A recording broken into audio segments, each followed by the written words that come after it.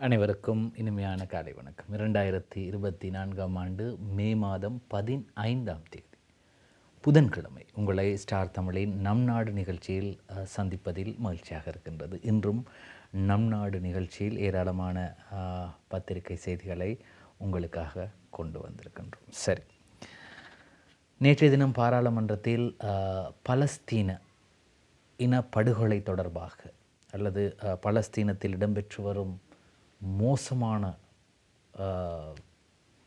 அந்த பலஸ்தீனத்தை அழிக்கும் ஒரு முயற்சி தொடர்பாக ஒரு விவாதம் இடம்பெற்றது.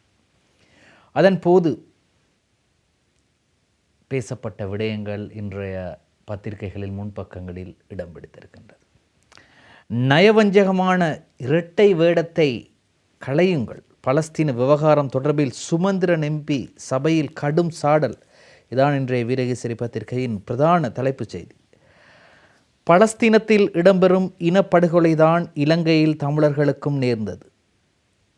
பலஸ்தீனத்திற்கு குரல் கொடுக்கும் இலங்கை தமிழர்களுக்கு என்ன செய்தது? இதுதான் இலங்கையின் நயவஞ்சக தன்மையும் இரட்டை வேடமும். பலஸ்தீனத்தின் மீது அக்கறை கொண்டுள்ளீர்கள், அந்த அக்கறை எங்கள் மக்கள் மீது இல்லையா என்று தமிழ் தேசிய கூட்டமைப்பின் பாராளுமன்ற உறுப்பினர் எம்.ஏ. சுமந்திரன் சபையில் கேள்வி எழுப்பினார். மேலும் பலஸ்தீன விடயத்தில் சர்வதேச குற்றவியல் நீதிமன்றம், அதேபோன்று சர்வதேச தலையீடு. வீரகேசரி பத்திரிகையின் 8ஆம் பக்கத்திலே அந்த செய்தி தொடர்கிறது. அவசியம் என்றும் கூறும் இலங்கை எமது மக்கள் மீது கட்டவிழ்த்து விடப்பட்ட நடவடிக்கைகள் தொடர்பில் கூறும்போது உள்ளக விவகாரம் என்று கூறுவது ஏன் என்றும் அவர் கேள்வி எழுப்பினார். பாராளுமன்றத்தில் நேற்று செவ்வாய்க்கிழமை இடம்பெற்ற பலஸ்தீன விவகாரம் தொடர்பான சபை ஒத்திவைப்பு பிரேரணை மீதான விவாதத்தில் உரையாற்றுகையில் அவர் இவ்வாறு தெரிவிக்கின்றார். பலஸ்தீனத்தின் இன்றைய நிலைமை மிகவும் பாரதூரமானதுடன் கவலைக்குரியது. இந்த நிலைமையை எவரும் அலட்சியப்படுத்தக்கூடாது. இந்நிலையில் இந்த பாராளுமன்றத்தில் இருதலை பட்சமாக நடந்து கொள்பவர்களும் இருக்கிறார்கள். அவர்களின் செயற்பாடு நயவஞ்சகமானது. மனித உரிமைகள், சர்வதேச மனித உரிமை சட்டங்கள், இனப்படுகொலை உள்ளிட்ட சர்வதேச குற்றங்கள் தொடர்பில் அவர்கள் பேசுகின்றனர். ஒரு நாட்டுக்குள் இடம்பெற்ற பயங்கரவாத நடவடிக்கைகள் தொடர்பில் குறிப்பிட்டு பலஸ்தீன நிலைமை குறித்து பேசுகின்றனர். பலஸ்தீனத்தில் அதிகளவான மக்கள் கொல்லப்படுகின்றார்கள். இவர்களில் அரைவாசிக்கு மேற்பட்டவர்கள் சிறுவர்களும் மற்றும் இஸ்ரேல் இடையான மோதலாகும். அதாவது இதில் அரைவாசிக்கு மேற்பட்டவர்கள் சிறுவர்களும் பெண்களுமாக உள்ளனர். இது ஹமாஸ் மற்றும் இஸ்ரேல் இடையான மோதலாகும். இலங்கையில் இது போன்ற நிலைமை ஏற்பட்டது. அதனை உள்விவகாரம் என்றும் சர்வதேச குற்றச் செயல்கள் அல்ல என்றும் கூறியவர்கள் பலஸ்தீன சம்பவத்தை உள்விவகாரம் என்று கூறுவதில்லை. மே மாதத்தில் முள்ளிவாய்க்காலில் பெருமளவான மக்கள் கொல்லப்பட்டனர். அந்த மக்களை நினைவு கூறும் வாரமாக இந்த வாரம் இருக்கிறது. போர் வளையத்திற்குள் 4 லட்சம் மக்கள் சிக்கியிருந்தனர். அவர்கள் உண்ண உணவின்றி உப்பில்லா கஞ்சியையே அருந்தினார்கள். இதனை நினைவுகூறும் வகையில் அங்கு கஞ்சி பரிமாறப்படுவது வழக்கமாகும். இலங்கையில் யுத்தத்தில் ஏற்பட்ட மக்கள் இழப்புகளை நினைவு கூறும் நாளாகவே இதனை பார்க்கின்றோம். எமது மக்கள் இறுதிக்கட்ட யுத்த காலத்தில் கஞ்சியை கூட பெற்றுக்கொள்ள முடியாமல் போராடினார்கள். இதனை நினைவுகூற இடமளிக்காமல் அரசாங்கத்தின் அவல நிலைமையை எடுத்து காட்டுகிறது. இந்த விடயத்தில் சம்பூரில் பெண்ணொருவர் கைது செய்யப்பட்டு அந்த கைது செய்யப்பட்ட முறையை நாங்கள் பார்த்தோம். குறித்த பெண் ஆண் போலீசாரால் இழுத்து செல்லப்பட்டுள்ளார்.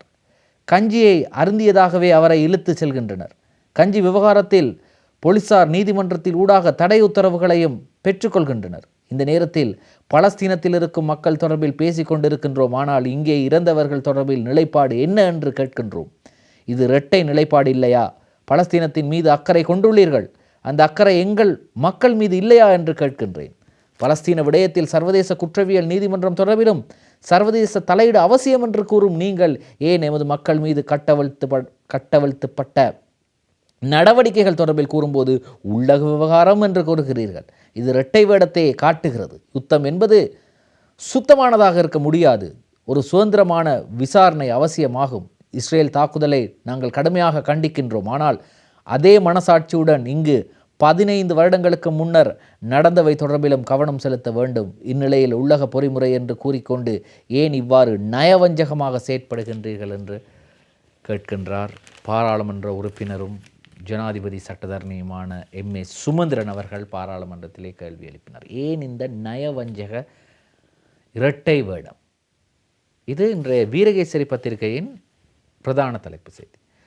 தினக்குரல் பத்திரிகையில் இன்றைய பிரதான தலைப்பு செய்தியும் அதே விடயம்தான், ஆனால் வேறு தலைப்பில் வெளியாகி இருக்கிறது. தமிழர்கள் பலஸ்தீனியர்கள் விடயத்தில் இலங்கையின் இரட்டை வேடமும் நயவஞ்சகமும். பலஸ்தீனத்தில் நடக்கும் இனப்படுகொலைதான் இலங்கையில் தமிழர்களுக்கும் நடந்தது. சுமந்திரன் எம்பி. இப்படி இருக்கும்போது பிரச்சனைகள் வந்தால் அதை பேசி சுமூகமாக தீர்க்கலாம். பிரச்சனைகளுக்கு யுத்தம் ஒருபோதும் தீர்வாகாது. மஹிந்த ராஜபக்ச முன்னாள் ஜனாதிபதி சொல்கிறார். பிரச்சனைகளுக்கு யுத்தம் தீர்வாகாது. காசாவில் நிலை அவலமானது. மஹிந்த ராஜபக்ச பாராளுமன்றத்தில் தெரிவிப்பு. காசாவின் இன்றைய நிலைமை அவலமானது. பலஸ்தீனம் இஸ்ரேல் போருக்கு பின்னணியில் உணர்வுபூர்வமான காரணிகள் காணப்படுகின்றன. எவ்வாறாயினும் யுத்தம் பிரச்சனைக்கு தீர்வாக அமையாது என்பதை உறுதியாக குறிப்பிடுகின்றேன். பலஸ்தீனம் இஸ்ரேல் முரண்பாட்டுக்கு தீர்வு காண உலக நாடுகள் அமைப்புகள் தலையிட வேண்டும்.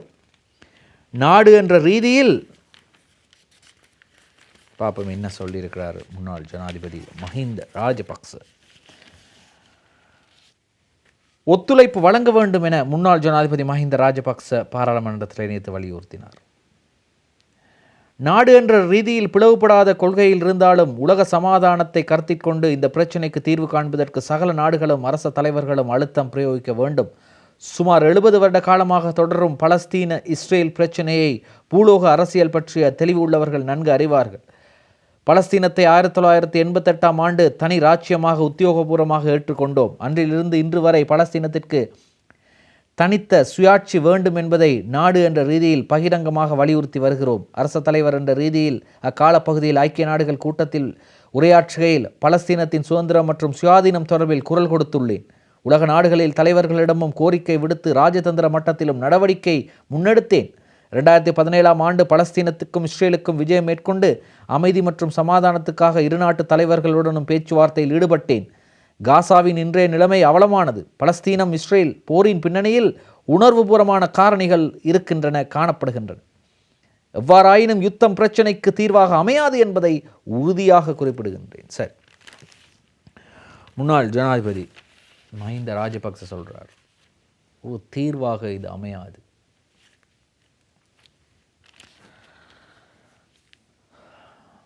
இம்தியாஸ் பாக்கிர் மாகார் என்ன சொல்றார் இந்த இஸ்ரேலின் மோசமான தாக்குதல் தொடர்பாக? வீரகேசரியில் வெளியாக இருக்கின்றது. இஸ்ரேலின் இனப்படுகொலை அரசாங்கம் கண்டிக்க வேண்டும். இம்தியாஸ் பாக்கிர் மாகார் சபையில் கோரிக்கை.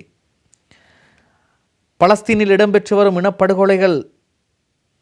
இனப்படுகொலைகளை தடுப்பதற்கு இன்னும் முடியாமல் போயிருப்பது மனித இனத்திற்கு இழுக்காகும். அதே நேரம் இஸ்ரேலின் இனப்படுகொலையை அரசாங்கம் தற்போதாவது கண்டிக்க வேண்டும் என்று இம்தியாஸ் பாக்கிர் மாகார் கூறியிருக்கின்றார். இன்று பலஸ்தீனியர்கள் எதிர்கொள்ளும் நிலையை போன்று நமது முன்னோர்கள் பல நூற்றாண்டு காலமாக ஏகாதிபத்திய காலனித்துவ கொள்கைகளால் ஒடுக்குமுறைகளுக்கும் வன்முறைகளுக்கும் முகம் கொடுத்து பல துயரங்களை சந்தித்தனர். இதனை வரலாற்றின் ஊடாக நாம் காண்கின்றோம். 1950களில் Jawaharlal Nehru, Marshal Tito, General Nasser உட்பட பல நாட்டு தலைவர்களும் அணிசேரா முகாமின் தலைவர்களும் காலனித்துவ மற்றும் நிறவெறிக்கு எதிராக வலுவாக முன்னின்று செயற்பட்டனர். ஆனால் சமீப காலமாக உலகின் நிதி வல்லரசுகள் தங்கள் செல்வம் மற்றும் அதிகாரத்தின் காரணமாக சர்வதேச அளவில் அந்த ஒற்றுமையை பலவீனப்படுத்தும் வகையில் செயற்படுவதை சர்வதேச தளத்தில் எம்மால் காண முடிந்தது என்று இம்தியாஸ் பாக்கிர் மாகார் சொல்றார். சுயாதீன விசாரணைக்காக அந்த பூமிக்கு செல்வதற்கான ஐக்கிய நாடுகள் சபையின் உரிமைக்கும் தொடர்ந்தும் சவால் விடுக்கப்பட்டு வருகின்றது. எகிப்து, கட்டார் மற்றும் அமெரிக்கா உட்பட அனைத்து மத்தியஸ்தர்கள் போர் நிறுத்தத்திற்கு ஒப்புக்கொண்டனர். ஆனால் நெதன்யாகு ஆட்சி சமாதானத்திற்கான வாய்ப்பை நிராகரித்து விட்டார். நெதன்யாகுவின் ஆட்சி சமாதானத்திற்கான வாய்ப்பை நிராகரித்து விட்டது என்று தனது கவலையை தெரிவித்திருக்கின்றார் இம்தியாஸ் பாக்கிர் மாகார். நிறைய குழந்தைகள் கொல்லப்படுகின்றார்கள். நாள்தோறும் அங்கே பெண்களும் கொல்லப்படுகின்றார்கள். மிக மோசமான ஒரு நிலையில் பலஸ்தீனம் இருக்கின்றது. சரி,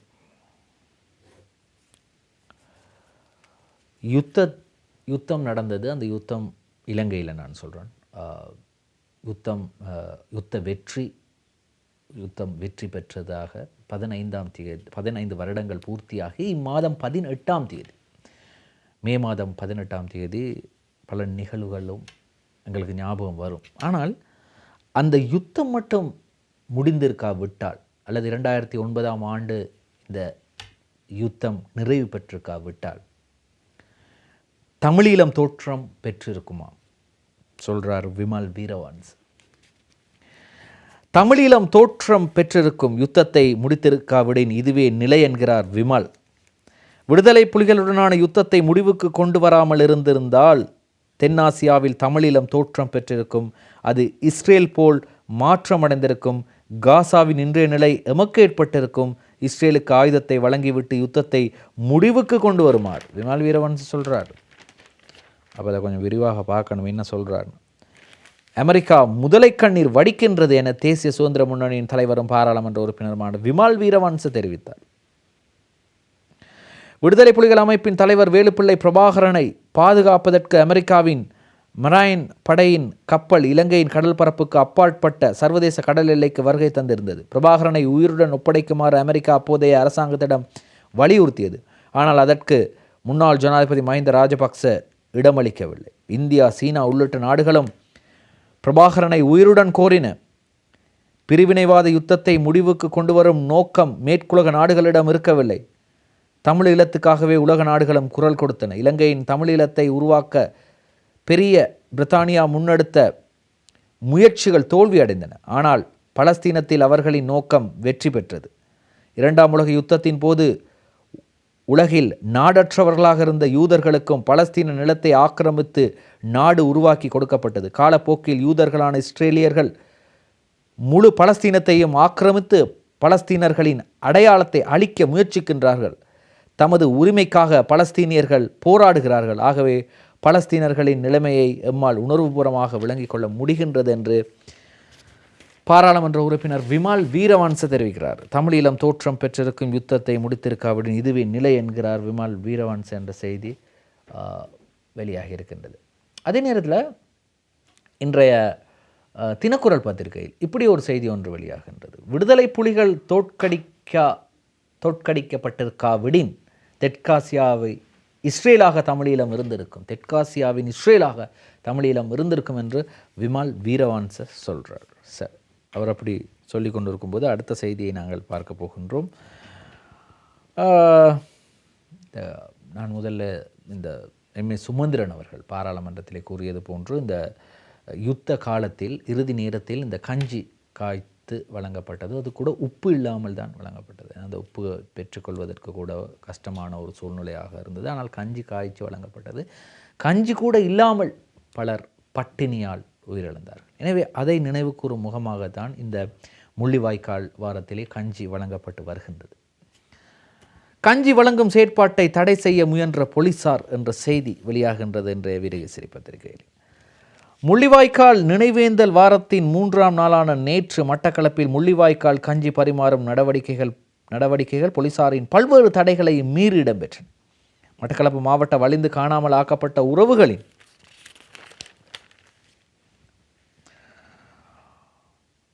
சங்கம் மற்றும் சிவில் சமூக செயற்பாட்டாளர்கள் இணைந்து 3வது நாளாகவும் முள்ளிவாய்க்கால் கஞ்சி பரிமாறும் நிகழ்வை மட்டக்களப்பு நகரில் விமான நிலைய வீதியில் உள்ள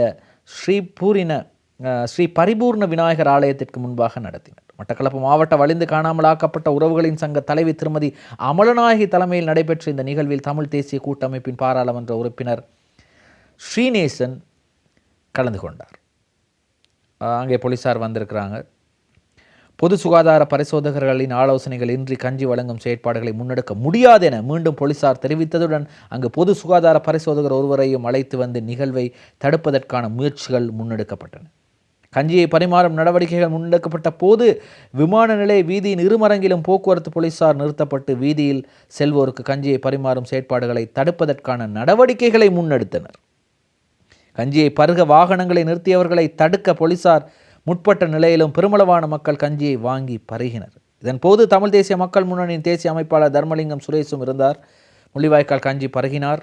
இதன் போது அவருக்கும் போக்குவரத்து போலீசாருக்கும் இடையே வாய் தர்க்கம் ஏற்பட்ட நிலை அவரது வாகன அனுமதி பத்திரம் பரிசீலனை செய்யப்பட்டதன் பின்னர் அவர் செல்ல அனுமதிக்கப்பட்டார். அப்படியெல்லாம் நீங்கள் கஞ்சி வழங்க முடியாது, பொது சுகாதார பரிசோதகரது அனுமதி பெற வேண்டும் அப்படின்னு சொல்லி போலீசார் தடை செய்திருக்கிறாங்க. சம்பந்தன் என்று ஒரு பாராளுமன்ற உறுப்பினர், ஒரு தமிழ் தேசிய கூட்டமைப்பின் தலைவர் இருக்கிறார் என்பது உங்களுக்கு தெரியும்.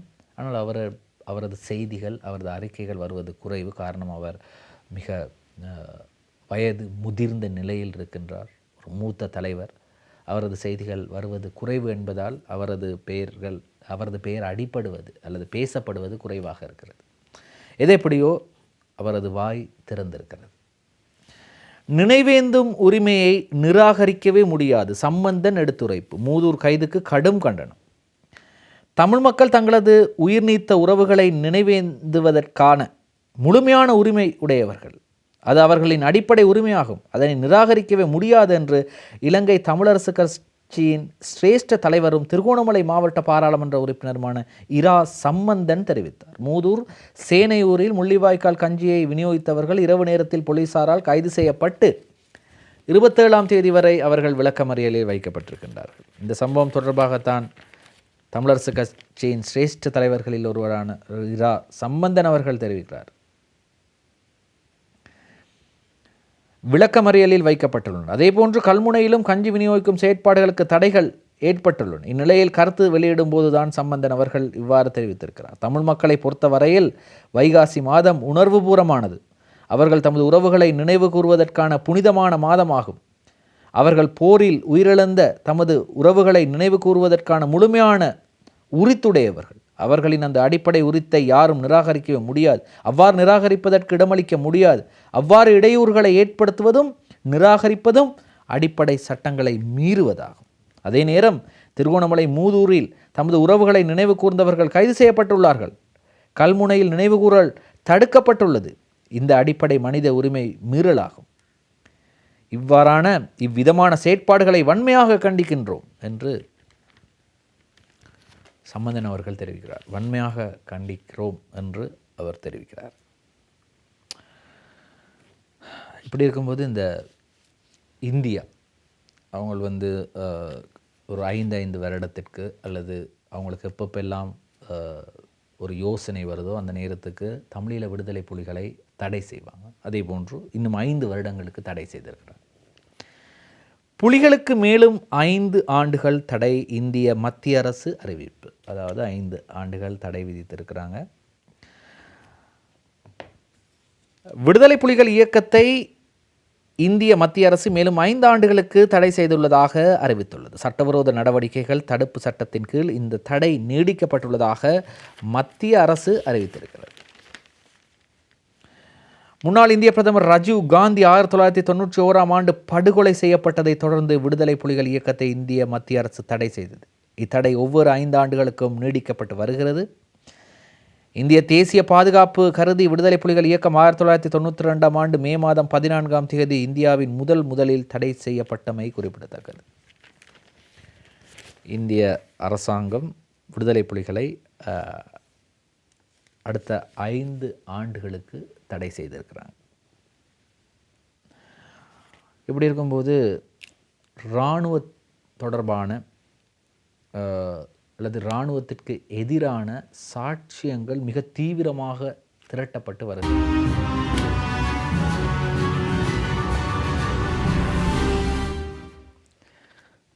நம் நாடு தொடர்கிறது. இராணுவத்துக்கு எதிரான சாட்சியம் திரட்டல் தீவிரம். ஜெனீவா உயர்ஸ்தானிகர்களின் கூற்று அவதானத்திற்குரியது என்கிறார் சரத் வீரசேகர். இலங்கை இராணுவத்தினருக்கு எதிராக சாட்சியம் திரட்டும் நடவடிக்கைகள் தற்போது தீவிரப்படுத்தப்பட்டுள்ளன. இந்த சாட்சியங்களை அடிப்படையாக கொண்டு சர்வதேச நீதிமன்றத்தில் இலங்கை இராணுவத்திற்கு எதிராக வழக்கு தாக்கல் செய்ய முடியுமா என்பது குறித்து உறுப்பு நாடுகளுடன் கலந்துரையாடுவதாக ஐநா மனித உரிமை பேரவையின் உயர்ஸ்தானிகர் குறிப்பிட்டுள்ளமை அவதானத்திற்குரியதென தேசிய பாதுகாப்பு தொடர்பான பாராளுமன்ற துறைசார் மேற்பார்வை குழுவின் தலைவர் சரத் வீரசேகர தெரிவித்திருக்கிறார். விடுதலை புலிகள் தமிழர்களை படுகொலை செய்த போதும் விடுதலை புலிகள் தமிழர்களை படுகொலை செய்த போதும் இறுதி கட்டத்தில் பணைய கைதிகளாக வைத்திருந்த போதும் எம்ஏ சுமந்திரன் எங்கு சென்றார் என்பதை அறியவில்லை என்ற கேள்வியை எழுப்பியிருக்கிறார் சரத் வீரசேகர். யுத்தம் முடிவடைந்ததன் பின்னர் வடக்கு மற்றும் கிழக்கின் அபிவிருத்திகள் முன்னெடுக்கப்பட்டன. 2,95,000 தமிழர்கள் மீள் குடியமர்த்தப்பட்டார்கள். 4,95,000 கன்னி வெடிகள் அகற்றப்பட்டன. இவ்வாறான சந்தர்ப்பங்களில் சுமந்திரன் எங்கு சென்றார் என்பதை அறியவில்லை. ஆரம்பத்திலிருந்து இவர்கள் குறைபாடுகளை மாத்திரமே முன்வைக்கின்றார்கள். இறுதிக்கட்ட யுத்தத்தின் போது வடக்கு மற்றும் கிழக்கு மாகாணங்களுக்கான உணவு மற்றும் குடிநீர் விநியோகத்தை இலங்கை அரசாங்கம் துண்டித்ததாக முன்வைக்கும் குற்றச்சாட்டை முற்றாக நிராகரிக்கிறோம். போலியான குற்றச்சாட்டுகளை முன்வைத்து கொண்டு 30-1 பிரேரணைக்கு நல்லாட்சி அரசாங்கம் இணை அனுசரணை வழங்கியது. இந்த பிரேரணையிலிருந்து விலகினாலும் அதன் உள்ளடக்கங்கள் தொடர்ந்து முன்னெடுக்கப்பட்டு வருகின்றன என்று சரத் வீரசேகர் தெரிவிக்கிறார். நினைவேந்தல்கள் தடுக்கப்படுகின்றது தானே. அதே நேரத்தில் சம்பூரில் கஞ்சி காய்ச்சவர்கள் கைது செய்யப்பட்டார்கள். 27ஆம் தேதி வரை விளக்கமறியலில் வைக்கப்பட்டுள்ளார் ஒரு பெண். அந்த பெண் எவ்வாறு இழுத்து சென்றார் என்பதை எல்லாரும் அறிவார்கள் என்றெல்லாம் நேற்று பாராளுமன்றத்தில் பேசப்பட்டது. அதே நேரத்தில் இன்னும் ஒரு விடயத்தையும் சுமந்திரன் பாராளுமன்றத்திலே கூறியிருக்கின்றார். தினக்குரல் பத்திரிகையில் வெளியாகி இருக்கின்றது அந்த செய்தி. என்ன சொல்லியிருக்கிறார் என்றால், வடக்கு மற்றும் கிழக்கில் நினைவேந்தலை தடுத்துவிட்டு தமிழர்களிடம் வாக்கு கேட்டு ரணில் வரக்கூடாது. இது சுமந்திரன் சொல்கிறார். தினக்குரல் பத்திரிகையில் வெளியாக இருக்கு. ரணில் வரக்கூடாது, தமிழர்களிடம் வாக்கு கேட்டுக்கொண்டு இந்த நினைவேந்தல்களை தடுத்துவிட்டு வாக்கு கேட்டு கொண்டு வரக்கூடாது என்று சுமந்திரன் அவர்கள் கூறியிருக்கிறார். சரி, அடுத்ததாக மற்றும் ஒரு செய்தி வெளியாக இருக்கின்றது. எமது நிலைப்பாட்டை அறிவித்து விட்டோம். யார் சொல்கிறார்? அரசாங்கத்தின் பதிலை அடுத்து அடுத்த கட்ட நடவடிக்கை என முதலாளிமார் சம்மேளனம் கூறுகிறது. பெருந்தோட்ட தொழிலாளர்களுக்கு 1,700 ரூபாய் சம்பள உயர்வை அறிவித்து தொழில் ஆணையாளரால் வெளியிடப்பட்ட வர்த்தமானி அறிவித்தல் தொடர்பான எமது நிலைப்பாட்டை தொழில் அமைச்சரிடம் அறிவித்துள்ளோம். அரசாங்கம் தரப்பிலிருந்து வெளியாக போகும் பதிலை அடிப்படையாக கொண்டே எமது அடுத்த கட்ட நகர்வு குறித்து தீர்மானிக்க முடியும் என பெருந்தோட்ட முதலாளிமார் சம்மேளனத்தின் ஊடக பேச்சாளர் ரோஷான் ராஜதுரை தெரிவித்திருக்கிறார். தோட்ட தொழிலாளர்களுக்கான நாளாந்த சம்பளமாக 1,700 ரூபாய் வழங்குவதற்கு உத்தேசித்துள்ளதாக தொழில் ஆணையாளரால் கடந்த மாதம் 30ஆம் தேதி வெளியிடப்பட்ட வர்த்தமானி அறிவித்தல் தொடர்பில் இன்று 15ஆம் தேதி வரை எமக்கு ஆட்சேபனை தெரிவிக்க முடியும் என கால அவகாசம் வழங்கப்பட்டு இருந்தது. எனவே அவங்க என்ன சொல்கிறாங்க என்று சொன்னால், தோட்ட தொழிலாளர்களுக்கு ரூபாய் 1,700 சம்பள உயர்வை வழங்க வேண்டும் என தொழிற்சங்கங்கள் சார்பில் தொழில் ஆணையாளர்கள் ஊடாகவும் அதன் பின்னர் சம்பள நிர்ணய சபையின் ஊடாகவும் வலியுறுத்தப்பட்டிருந்தது. என்னும் தேயிலை துறையில் தற்போது நிலவுகின்ற செலவினங்கள் சர்வதேச சந்தையில் நிலவும் இலங்கை தேயிலைக்கான கேள்வி குறைவடைந்துள்ளமை போன்ற காரணங்களால் அந்த சம்பளத்தை வழங்க இதே தானே ஐயா நீங்கள் எந்த நாளும் சொல்கிறீங்க, சம்பளத்தை வழங்க முடியாது என்று சொல்கிறீங்க. அப்போ ஒரு முடிவுக்கு வாங்க. இது நாங்கள் சொல்லலை, மக்கள் சொல்கிறாங்க. அவ்வாறு தான் மக்கள் சொல்கிறாங்க. தினமும் நீங்கள் இதை தான் சொல்கிறீங்க. 1,700 ரூபா உலக சந்தையில் இலங்கை தேயிலைக்கான கேள்வி குறைந்திருக்கிறது, செலவினங்கள் அதிகமாக இருக்கின்றது, எங்களுக்கு 1,700 ரூபா கொடுக்க முடியாது என்று சொல்கிறீங்க. இப்போ எவ்வளோ தான் கொடுப்பீங்க அதை சொல்லுங்கள். சரி, இப்படி இருக்கும்போது இந்த உள்ளூராட்சி மன்ற தேர்தலுக்கு இந்த நீங்கள் இருக்கக்கூடிய பகுதியில் இருக்கக்கூடிய பிரதேச சபை, நீங்கள் இருக்கும் நகரத்தில் இருக்கக்கூடிய நகர சபை, நீங்கள் இருக்கும் மாநகரத்தில் இருக்கக்கூடிய மாநகர சபை போன்றவற்றுக்கான தேர்தல் திகதி அறிவிக்கப்பட்டு நிதி ஒதுக்கப்பட்டதா இல்லையா என்பது கேள்விக்குறி.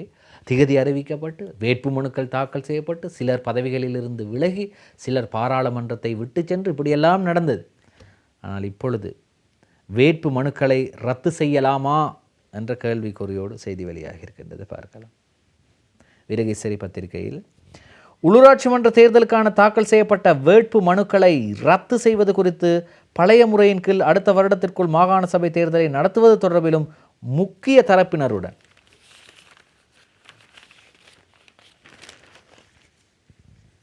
கலந்து ஆலோசிக்குமாறு ஜனாதிபதி ரணில் விக்ரமசிங்கவினால் திங்களன்று இடம்பெற்ற அமைச்சரவை கூட்டத்தில் பிரதமர் தினேஷ் குணவர்தனவுக்கு ஆலோசனை வழங்கப்பட்டது. உள்ளூராட்சி மன்ற தேர்தலில் போட்டியிடுவதற்காக வேட்புமனுக்கள் தாக்கல் செய்தவர்களில் பெரும்பாலான அரச உத்தியோகத்தர்கள் உள்ளனர். எனவே அவர்கள் தொழில் நடவடிக்கைகளின் போதும் வேறு நடவடிக்கைகளின் போதும் சில சிக்கல்களை எதிர்கொள்வதாக பாராளுமன்றத்திலும் வெளியிலும் பரவலாக தெரிவிக்கப்படுவதாக ஜனாதிபதி ரணில் விக்ரமசிங்க பிரதமரிடம் தெளிவுபடுத்தினார். எனவே இது தொடர்பில் சட்டமா அதிபரின் ஆலோசனையை பெற்று ஏனைய கட்சிகளுடன் கலந்தாலோசித்து வேட்புமனுவை ரத்து செய்வது தொடர்பில் அவதானம் செலுத்துமாறும் இதன்போது ஜனாதிபதி குறிப்பிட்டார். அதேவேளை மாகாண சபை தேர்தலை தற்போதுள்ள சிக்கலான முறைமையில் அன்றி முன்னர் காணப்பட்ட முறைமையிலேயே அடுத்த வருடத்திற்குள் நடத்துவது தொடர்பிலும் சட்டமா அதிபர் தேர்தல் ஆணையாளர் மற்றும் கட்சி தலைவர்களுடன் கலந்து ஆலோசிக்குமாறும் ஜனாதிபதி இதன்போது ஆலோசனை. இப்போ ஒரு தேர்தல் காணாமலே போய்விட்டது. அதுதான் இந்த மாகாண சபை தேர்தல். அந்த தேர்தல் நடக்குமா நடக்காதா, மாகாண சபை முறைகளில் பிரச்சனை என்று அந்த தேர்தல் இல்லாமலே போய்விட்டது. அடுத்ததாக ஒரு தேர்தல் அறிவிக்கப்பட்டது, உள்ளூராட்சி மன்ற தேர்தல்.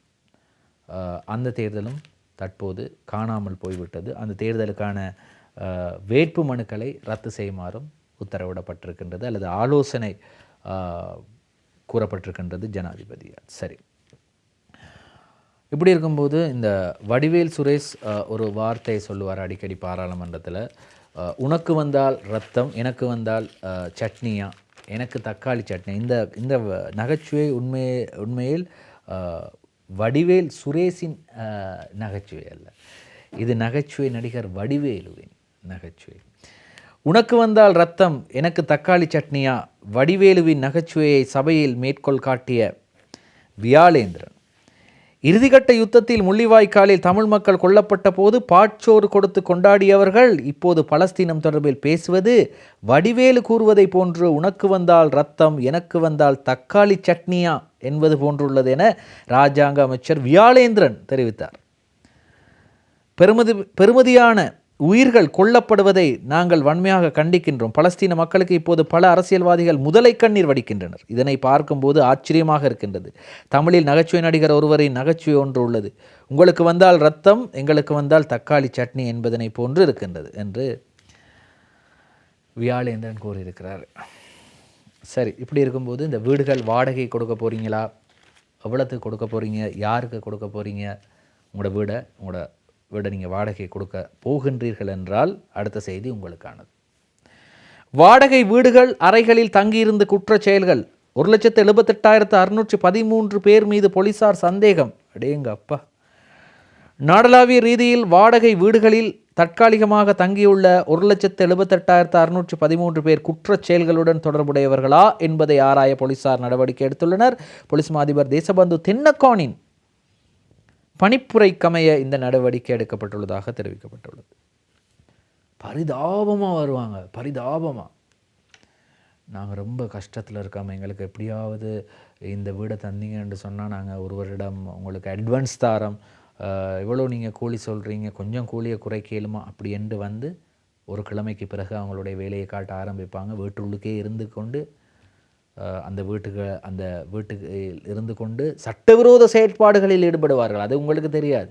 என்ன வாராங்க, எத்தனை மணிக்கு வாராங்க, எத்தனை மணிக்கு போகிறாங்கன்ட்டு நீங்கள் சிசிடிவியாக போட்டிருக்கீங்க வீட்டில். எனவே ரொம்ப அவதானமாகவும் கவனமாகவும் செயற்படுங்கள். உங்கள் வீட்டில் தற்போது வாடகைக்கு இருப்பவர்கள் கூட உங்களுக்கு தெரியாமல் அவர்கள் சட்டவிரோத செயற்பாடுகளில் ஈடுபடலாம். யாரையாவது கொலை செய்வதற்கு சதி செய்யலாம், போதைப் பொருள் விற்பனை செய்யலாம், சட்டவிரோத மதுபானம் தயாரிக்கலாம். எவ்வளவோ விடயங்கள் நாட்டில் நடக்கும். இப்படி நடக்கும்போது தான் அடுத்த இன்னும் ஒரு அதிர்ச்சியான தகவலை பார்க்க போகிறோம். இலங்கையில் தற்போது உள்ள வழக்குகள், சிறுவர் துஷ்பிரயோக வழக்குகளின் எண்ணிக்கை தலை சுத்துது. பார்க்கலாம் இன்றைய அத பத்திரிகையில். லமா அபயோஜன நடு விசிதாத் ඇත්තපායි. பாருங்க, இலங்கையில் சிறுவர் துஷ்பிரயோக வழக்குகள் 20,000.